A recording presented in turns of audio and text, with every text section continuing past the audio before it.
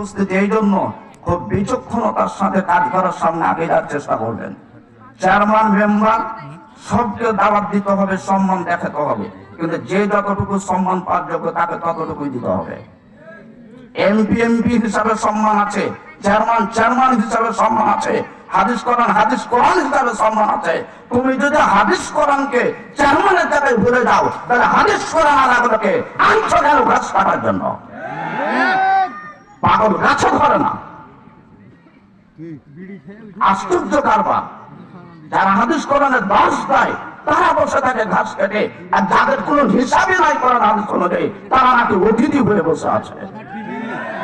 আজ পর্যন্ত দেখেন মসজিদের টাকা কাবাঘর ফাঁকা রেখেছে, উত্তরা হাতিম জায়গাটা ফাঁকা আছে, যারা হজ করতে যাবে কেন তারা করেনি? কাবাঘর ওই জায়গাটা কেন ফাঁকা রেখেছে? তারা হারাম টাকা দিয়ে কাজ করবে না, এই জন্য তারা ফাঁকা রেখেছে। যেই মসজিদের যে কাবাঘর একটা অংশ ফাঁকা থেকে গেল, হারাম টাকা দিবে না সেই জন্য, অথচ ওই মসজিদ তৈরি হয় বাংলাদেশে, অথচ ওই মসজিদের যে মাহফিল হয় তার প্রধান অতিথি হয় চাঁপাইনবাবগঞ্জের সুদখোর। ওই মসজিদে সহি কথা বের হবে, ওই মসজিদ থেকে তো ওই সুদে ছাড়াই কথা বলা হবে। আমাকে ওই সাতটাতে পুলিশেরা নিয়ে যাবে খুতবা শোনার জন্য। তা বললাম যে ভাইজান, আমার তো একটা বিষয় থাকে, যেখানে যে ওষুধ লাগবে সেখানে সে ওষুধই দিই। চাঁপাইনবাবগঞ্জে যে বলছে ঈদগাহ সম্পর্কে কথা বলবেন না, কেন? না তো ঈদগাহটা আমাদের মেয়েদের জায়গা না, ওটা বলবেন না। আমি তো ওটাই বিষয় আজকের। রংপুরে গেছি, বেঙ্গল কোম্পানি মারা গেছে, আল্লাহ তাকে হেফাজত করুক।